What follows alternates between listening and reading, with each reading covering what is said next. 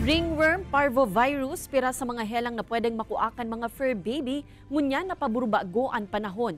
Tips para mailikay ang mga atama ng ido asin ikos sa mga siring na helang. Aramunta sa report ni Chris Novello.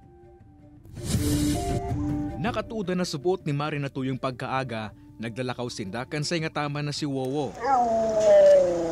Paagi subot ini para mamantinir ang makusog na resistensya ni Wowo, urog na ngunya na paburbago ang panahon.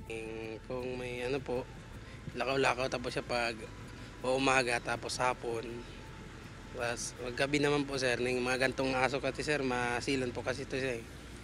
Lagyan lang natin ng konting tubig. Tapos pagkain. Susog kaya sa sarong eksperto siringkan mga tao, may mga nakukuaman na helang ang mga fur babies sa paburbaagong panahon. Nakakapababa man subot ini kan sa indang immune system, ang ringworm, parvovirus, diarrhea, rani ay sa pagbumuta asin ni Bapa, ang kumun subot na helang kan mga ini na dapat ipasipara.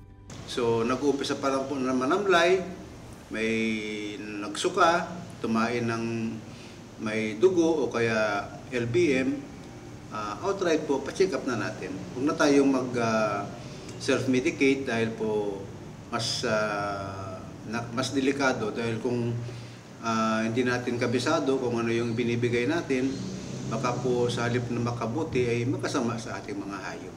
Dapat man subot na i-isolate tulos ang natamang hayop na may minamating helang para maibitaran ang rulakitan. Dapat man updated ang bakuna asin deworming schedule kan mga fur baby para mamantinir ang sa indang makusog na immune response. Bas marahiba na din nawawaraan physical activities kan mga fur babies asin makakatabang subuot ang pag-walking sa mga ini. Asin na dapat pagkarigusan ng mga fur baby kung may minamating helang asin painomon din multivitamins. Wow! Kay banan si Carlo Abonita, Chris Novello, Balitang Bicolandia.